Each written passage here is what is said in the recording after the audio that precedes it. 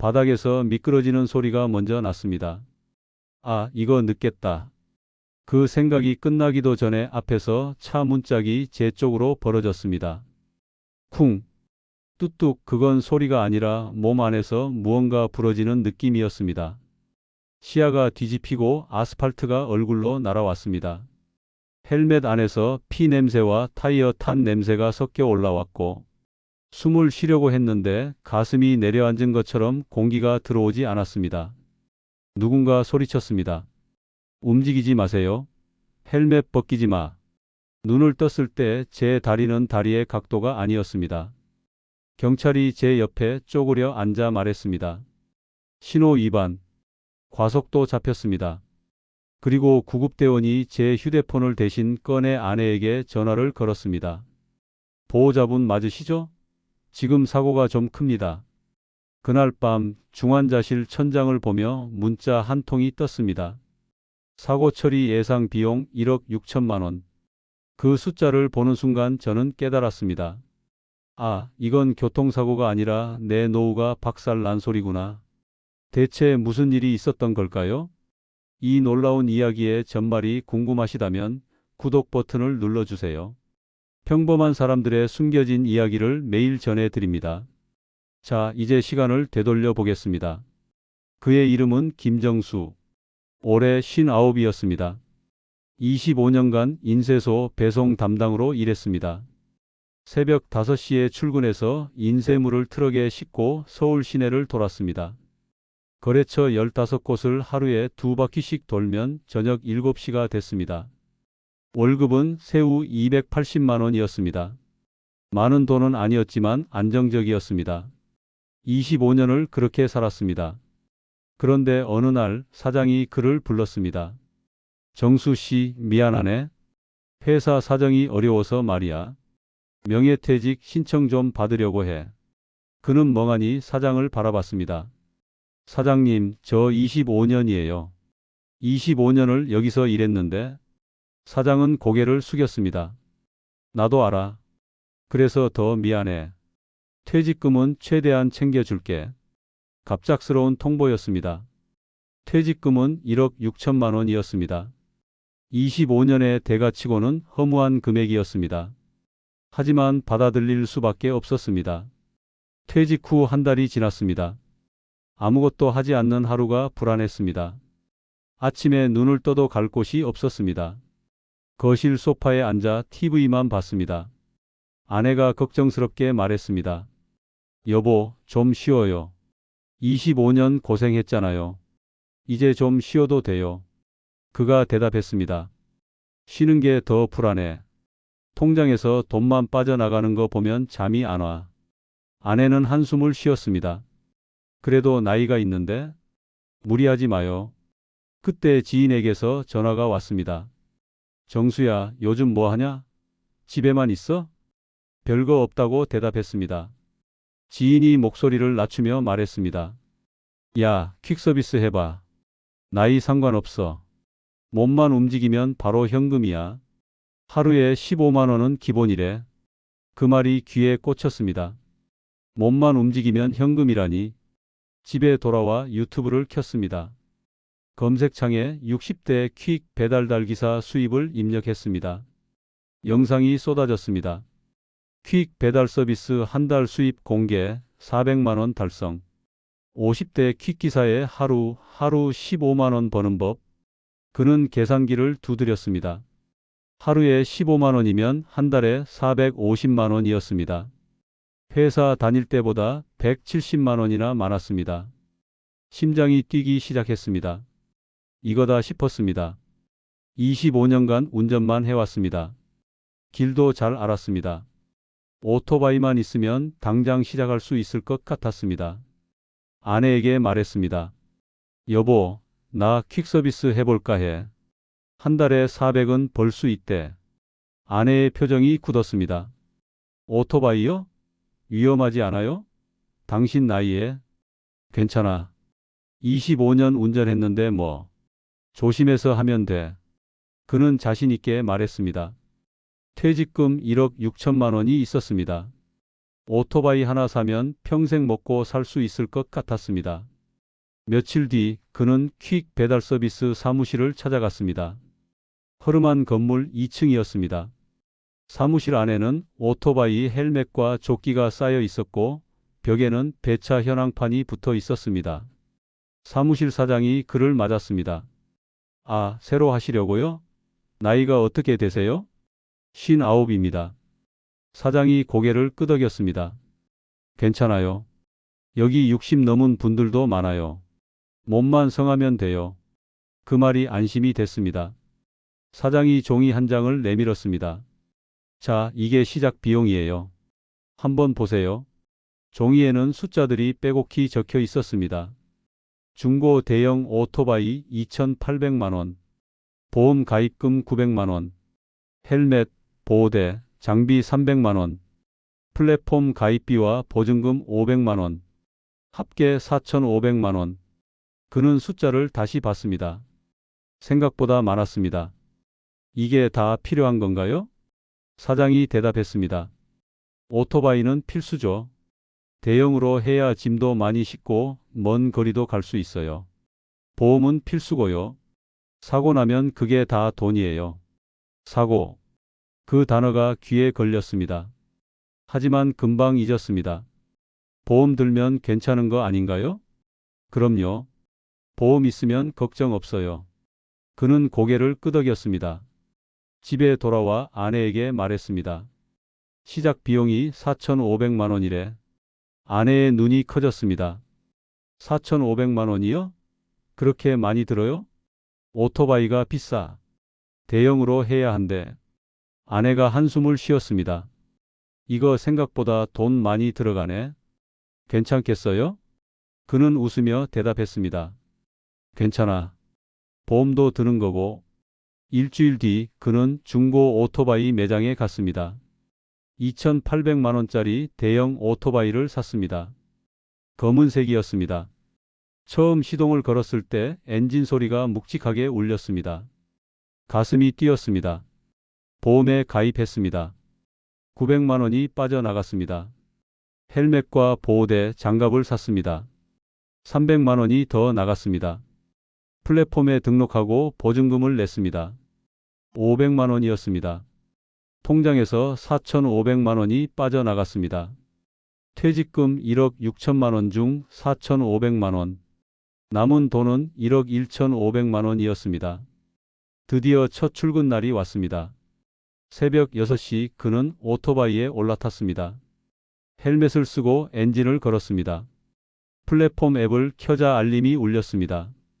첫 번째 콜이었습니다. 서류 배송 강남에서 여의도까지. 배송비 12,000원. 그는 출발했습니다. 바람이 얼굴을 스쳤습니다. 도로 위를 달리는 기분이 좋았습니다. 40분 만에 배송을 끝냈습니다. 앱에 2만 원이 찍혔습니다. 현금이 손에 쥐어지는 느낌이었습니다. 회사 다닐 때는 한 달을 기다려야 월급이 들어왔습니다. 여기선 달리는 만큼 바로 돈이 됐습니다. 첫날 8건을 배송했습니다. 수입은 11만 원이었습니다. 기름값 2만 원을 빼도 9만 원이 남았습니다. 집에 돌아와 아내에게 말했습니다. 오늘 9만 원 벌었어. 아내가 놀라며 물었습니다. 하루에요? 진짜요? 응. 이러면 한 달에 300은 넘겠다. 그날 밤 그는 계산기를 두드리며 잠들었습니다. 한 달에 300만 원. 1년이면 3,600만 원. 4,500만 원 투자금은 2년이면 회수할 수 있었습니다. 그는 그렇게 믿었습니다. 한 달이 지났습니다. 그는 퀵서비스에 완전히 적응했습니다. 새벽 6시에 출발해서 저녁 8시에 집에 돌아왔습니다. 하루 14시간을 달렸습니다. 첫 달 수입은 320만 원이었습니다. 기름값과 식비를 빼도 250만 원이 남았습니다.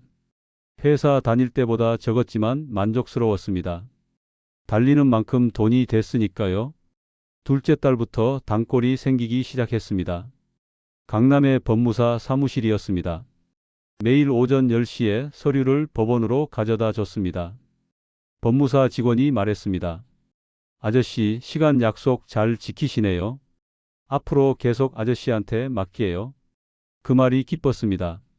단골이 생긴다는 건 안정적인 수입을 의미했습니다. 일주일 뒤에는 병원에서도 연락이 왔습니다.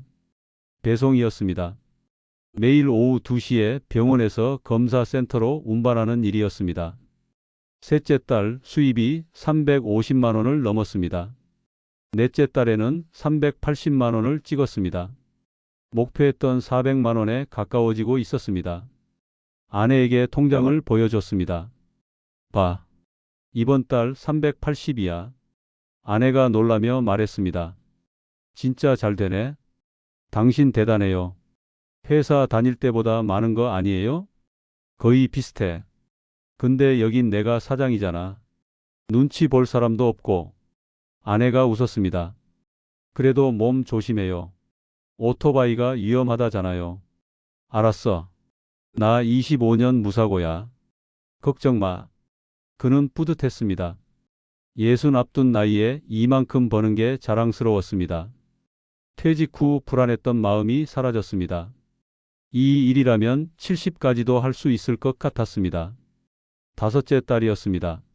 수입은 410만 원을 넘었습니다. 드디어 목표를 달성했습니다. 아들에게 전화했습니다. 아빠, 이번 달 400 넘게 벌었다. 아들이 웃으며 대답했습니다. 아빠 대단하시네요. 근데 너무 무리하지 마세요. 건강이 제일이에요. 그는 웃으며 말했습니다. 걱정 마. 아빠 아직 멀쩡해. 그때까지는 정말 멀쩡했습니다. 몸도 마음도 가벼웠습니다. 매일 달리는 게 힘들지 않았습니다. 오히려 즐거웠습니다. 여섯째 달이었습니다. 어느 날 앱에 공지가 떴습니다. 그는 대수롭지 않게 읽었습니다. 배차 시스템 개편 안내. 도착 예정 시간 기준 강화. 지연 시 평점 자동 반영. 무슨 말인지 정확히 이해하지 못했습니다. 그냥 시스템이 바뀌나 보다 하고 넘겼습니다. 며칠 뒤 신호 대기 중이었습니다. 옆에 젊은 기사가 섰습니다. 신호가 바뀌기도 전에 그 기사가 출발했습니다. 빨간불을 무시하고 교차로를 가로질렀습니다. 그는 혼잣말을 했습니다. 저러다 사고 나겠네? 옆에 있던 다른 기사가 말했습니다. 요즘 다 저래요. 늦으면 평점 깎이거든요. 평점 떨어지면 콜이 안 와요. 그래도 그렇지. 신호를 무시하면 어떡해요? 그 기사가 씁쓸하게 웃었습니다. 형님은 아직 모르시는구나. 곧 알게 될 거예요. 그때는 그 말이 무슨 뜻인지 몰랐습니다. 자신은 절대 저러지 않을 거라고 믿었습니다. 25년 무사고 경력이 있었으니까요. 하지만 그는 몰랐습니다. 그 공지가 무엇을 의미하는지, 곧 자신도 같은 선택 앞에 서게 될 거라는 것을. 일곱째 달이었습니다. 변화는 서서히 찾아왔습니다. 앱에서 콜이 예전만큼 오지 않았습니다. 기다리는 시간이 길어졌습니다. 어느 날 콜을 잡았는데 도착 예정 시간이 이상했습니다. 평소보다 5분이나 짧게 잡혀 있었습니다. 강남에서 여의도까지 25분. 막히지 않아도 30분은 걸리는 거리였습니다. 그는 최선을 다해 달렸습니다. 하지만 3분 늦었습니다. 배송을 마치고 앱을 확인했습니다. 평점의 지연 표시가 떴습니다. 별점이 5점에서 4.8로 떨어졌습니다. 다음 날 콜이 더 줄었습니다. 1시간을 기다려도 알림이 없었습니다. 휴게소에서 만난 젊은 기사에게 물었습니다. 요즘 왜 이렇게 콜이 없어요? 젊은 기사가 대답했습니다. 형님, 평점 몇이에요? 4.8인데. 아, 그래서 그래요. 요즘 5점 아니면 콜 안 줘요. 수락률도 봐요. 95% 이상이어야 배차 우선순위 들어가요. 그는 어이가 없었습니다. 그럼 어떻게 해야 하는데요? 젊은 기사가 씁쓸하게 웃었습니다. 빨리 가야죠. 신호 지키고 다 따지고 운전하면 힘들죠. 그제야 깨달았습니다. 왜 젊은 기사들이 신호를 무시했는지. 늦으면 평점이 떨어졌습니다. 평점이 떨어지면 콜이 줄었습니다. 콜이 줄면 수입이 없었습니다. 결국 빨리 가는 사람만 살아남는 구조였습니다. 그날 밤 집에서 계산기를 두드렸습니다. 이번 달 수입은 310만 원이었습니다. 지난달보다 100만 원이 줄었습니다. 아내가 물었습니다. 왜 그래요? 무슨 일 있어요? 요즘 콜이 안 와. 시스템이 바뀌었대. 그럼 어떡해요? 그는 한숨을 쉬었습니다. 괜찮아, 해결할 방법이 있어. 아내가 걱정스럽게 말했습니다. 그래요? 잘 알아봐요. 너무 무리는 하지 마요. 알았어. 조심할게. 하지만 다음 날부터 그는 달라졌습니다. 황색 신호에 멈추지 않았습니다. 밟으면 갈 수 있는 신호는 그냥 갔습니다. 골목길에서 속도를 줄이지 않았습니다. 처음에는 무서웠습니다. 심장이 쿵쾅거렸습니다. 하지만 며칠이 지나자 익숙해졌습니다. 도착 시간을 맞추기 시작했습니다. 평점이 다시 5점으로 올랐습니다. 콜이 돌아왔습니다. 휴게소에서 쉬는데 선배 기사가 말을 걸었습니다. 63이라고 했습니다. 퀵을 5년째 하고 있다고 했습니다. 형님, 요즘 신호 넘기시죠? 그는 머뭇거렸습니다. 선배 기사가 고개를 저었습니다. 급하다고 과속하지 마세요. 저도 그러다가 작년에 사고 났어요. 다리뼈 부러졌어요. 다행히 크게 다치지 않아서 석 달 쉬었어요. 그래도 안 그러면 콜이 안 오잖아요. 그래서 문제예요. 여기선 안전하게 가면 굶어요. 위험하게 가면 다쳐요. 어느 쪽이든 선택해야 해요. 그 말이 마음에 남았습니다. 하지만 그는 멈출 수 없었습니다. 이미 큰 돈을 투자했고 여기서 그만두고 싶지 않았습니다. 그는 생각했습니다. 괜찮아. 조심하면 돼. 지금은 운전 실력도 자신 있어. 그 말을 스스로에게 반복했습니다. 매일 매 순간 신호를 넘길 때마다 속도를 올릴 때마다 사고만 안 나면 돼. 9째 딸이었습니다. 몸에서 신호가 오기 시작했습니다. 처음에는 손목이었습니다. 브레이크를 잡을 때마다 찌릿한 통증이 왔습니다. 대수롭지 않게 넘겼습니다. 파스를 붙이고 계속 달렸습니다. 10째 달 허리가 아프기 시작했습니다. 오토바이에서 내릴 때마다 허리가 굳어 있었습니다. 펴는데 몇 초가 걸렸습니다. 아내가 걱정스럽게 물었습니다. 여보, 허리 왜 그래요? 병원 가봐요. 괜찮아. 좀 뻐근한 거야. 쉬면 나아. 하지만 쉴 수가 없었습니다. 하루를 쉬면 그날 수입이 없었습니다. 콜을 안 받으면 수락률이 떨어졌습니다. 수락률이 떨어지면 다음 날 배차가 밀렸습니다. 쉬는 게 곧 손해였습니다. 11째 달 무릎까지 아프기 시작했습니다. 계단을 오를 때마다 시큰거렸습니다. 기어 변속할 때 무릎이 뻣뻣했습니다. 그제야 병원에 갔습니다. 의사가 엑스레이를 보며 말했습니다. 손목은 건초염이에요. 허리는 디스크 초기고요. 무릎 연골도 닳았네요. 그는 물었습니다.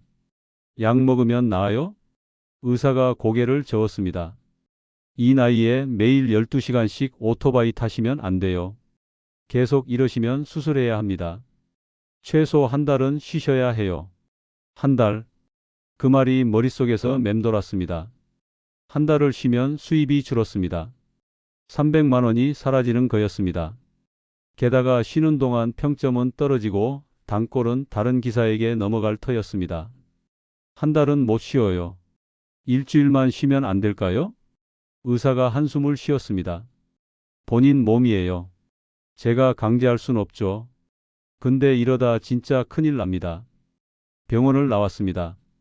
처방전을 들고 약국에 갔습니다. 진통제와 소염제였습니다. 약값은 3만 원이었습니다. 집에 돌아와 아내에게 말했습니다. 의사가 한 달 쉬래. 아내가 다급하게 말했습니다. 그럼 쉬어야지. 몸이 먼저잖아요. 못 쉬어. 쉬면 돈이 안 들어와. 돈보다 건강이 중요해요. 제발 좀 쉬어요. 그는 고개를 저었습니다. 4,500만 원 넣었어. 아직 본전도 못 뽑았어. 조금만 더 하면 본전은 할 수 있어. 아내는 더 이상 말하지 않았습니다. 그냥 눈물만 글썽였습니다. 다음 날 그는 진통제를 먹고 다시 오토바이에 올랐습니다. 손목 보호대를 차고 허리에 복대를 감았습니다. 약을 먹으니 통증이 좀 가라앉았습니다. 달릴만 했습니다.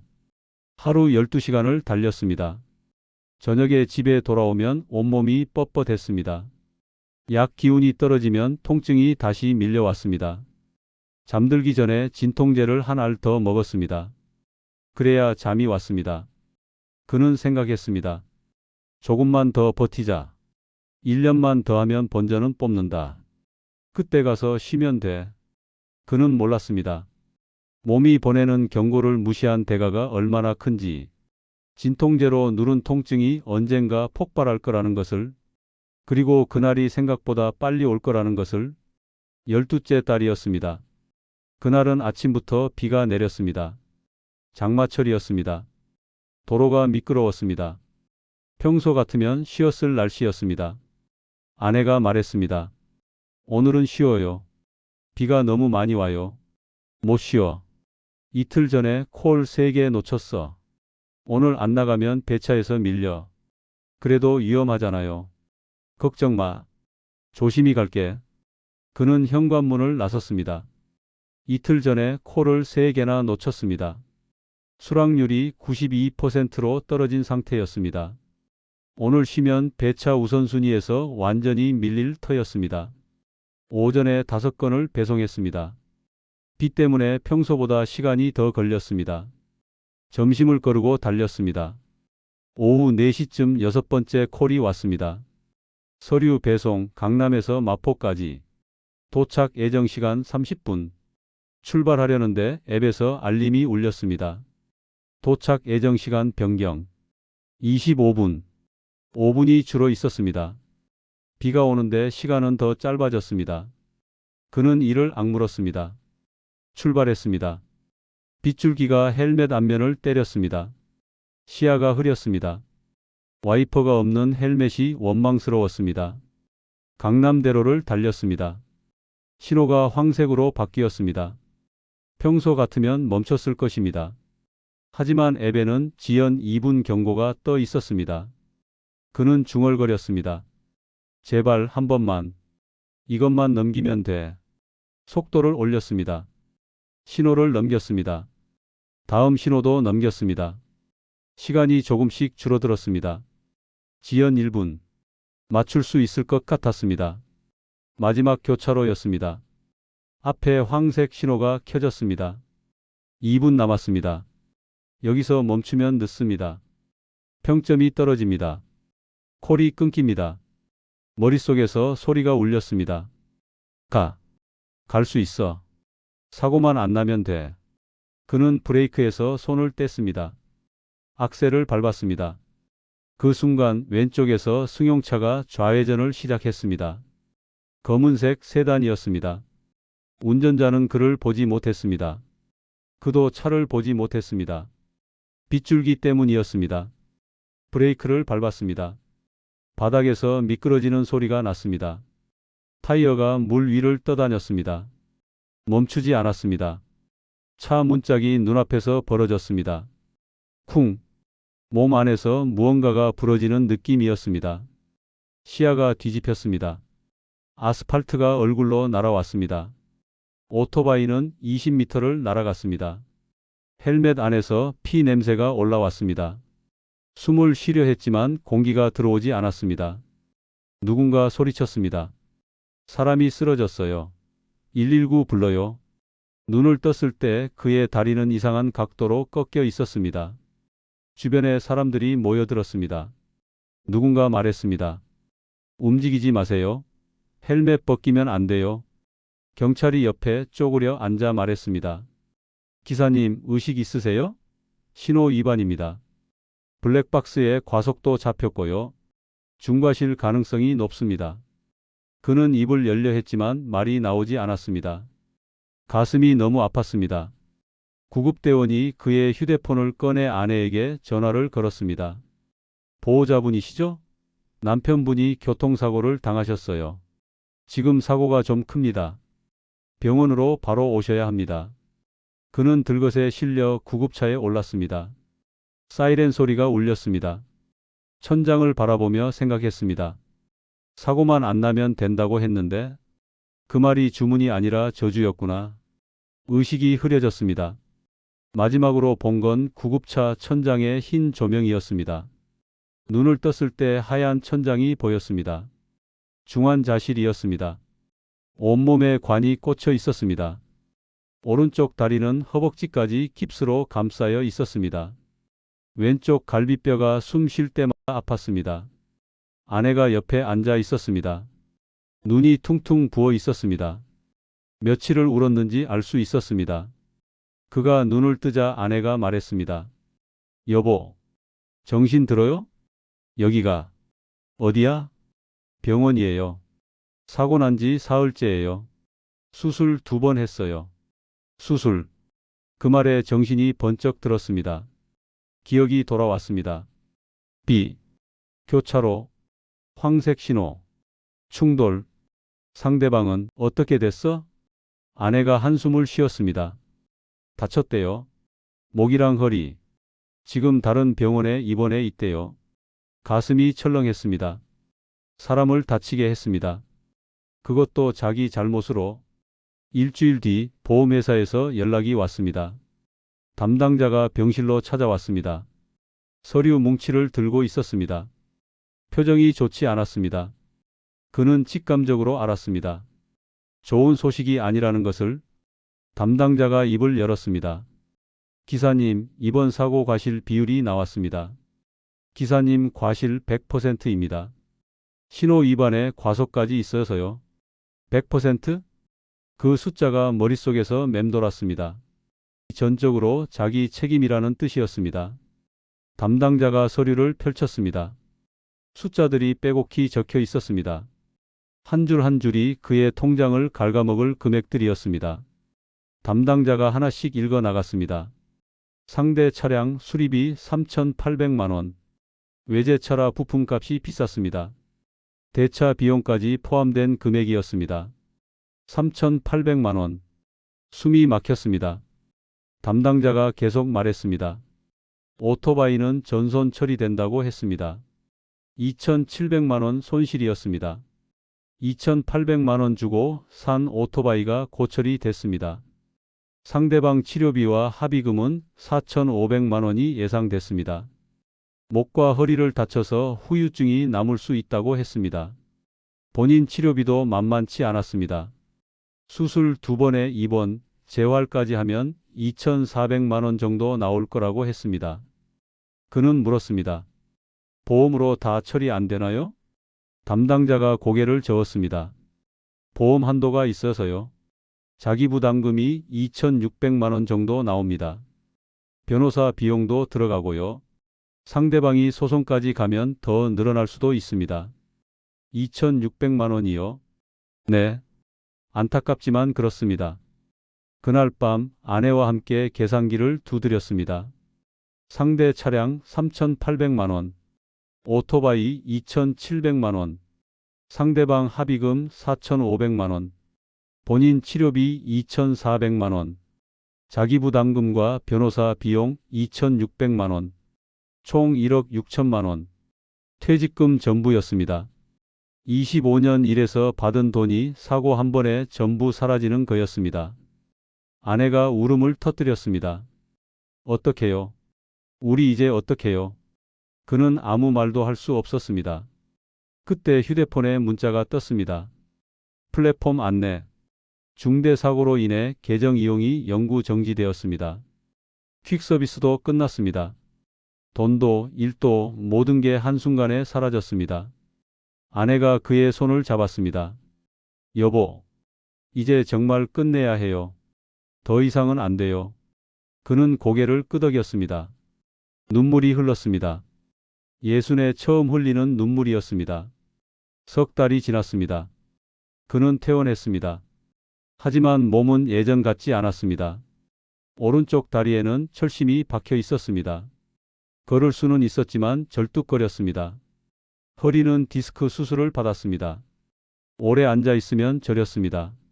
손목은 가동 범위가 줄었습니다. 주먹을 꽉 쥐는 게 힘들었습니다. 재활 치료를 받으러 병원에 갔습니다. 의사가 말했습니다. 다리는 어느 정도 회복됐는데요. 완전히 낫기는 어렵습니다. 오래 걸으면 통증이 올 거예요. 그는 물었습니다. 오토바이는 다시 탈 수 있을까요? 의사가 고개를 저었습니다. 절대 안 됩니다.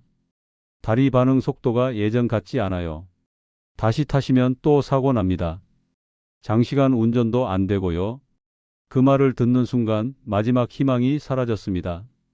퀵서비스는 완전히 끝났습니다. 돌아갈 곳이 없었습니다. 집에 돌아와 창고를 열었습니다. 헬멧이 있었습니다. 장갑이 있었습니다. 보호대가 있었습니다. 사고 이후 치워두었던 것들이었습니다. 하나씩 꺼내 들었습니다. 헬멧에는 금이 가 있었습니다. 그날의 흔적이었습니다. 아내가 다가왔습니다. 그거 이제 버려요. 볼 때마다 마음이 아파요. 그래, 그럴게. 그는 헬멧과 장갑을 검은 봉투에 담았습니다. 보호대도 넣었습니다. 봉투를 묶으며 생각했습니다. 1년 전 이걸 처음 샀을 때의 설렘이 떠올랐습니다. 한 달에 400만 원을 벌 수 있다고 믿었습니다. 오토바이 하나면 평생 먹고 살 수 있다고 생각했습니다. 착각이었습니다. 퀵서비스는 돈 버는 일이 아니었습니다. 목숨을 담보로 거는 일이었습니다. 2달 뒤 그는 새 일자리를 구했습니다.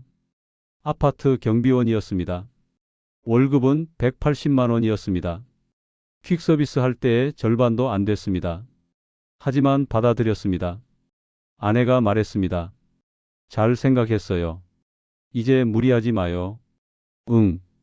이제 천천히 살게. 돈은 적어도 괜찮아요. 당신이 건강한 게 제일이야.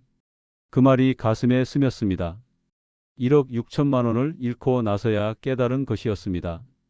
돈보다 중요한 게 있다는 것을. 경비실에 앉아 출입자를 확인했습니다. 가끔 택배 기사가 들어왔습니다. 오토바이 소리가 들릴 때마다 가슴이 뛰었습니다. 예전 생각이 났습니다. 달리던 기억이 났습니다. 하지만 다시 타고 싶지는 않았습니다. 어느 날 젊은 퀵 기사가 경비실 앞에 섰습니다. 서류를 전달하러 온 거였습니다. 기사가 물었습니다. 아저씨, 예전에 퀵 하셨어요? 왠지 그런 느낌이 나서요. 그는 웃으며 대답했습니다. 응, 했었지. 1년 정도. 왜 그만두셨어요? 사고 났어. 크게. 젊은 기사가 잠시 말이 없었습니다. 그가 덧붙였습니다. 조심해. 신호 넘기지 마. 아무리 급해도. 젊은 기사가 고개를 끄덕이고 떠났습니다. 오토바이 소리가 멀어졌습니다. 그는 경비실 창문 너머를 바라봤습니다. 1억 6천만 원을 잃고서야 알았습니다. 퀵 배달은 돈 버는 일이 아니라 인생을 걸어야 하는 일이었습니다. 그는 늦게라도 내려왔습니다. 수입은 줄었습니다. 하지만 과속도 없고 사고도 없고 더 이상 잃을 것도 없었습니다. 그게 지금 그에게 남은 전부였습니다. 그리고 그것으로 충분했습니다. 사연은 여기까지입니다. 끝까지 함께 해주셔서 감사합니다.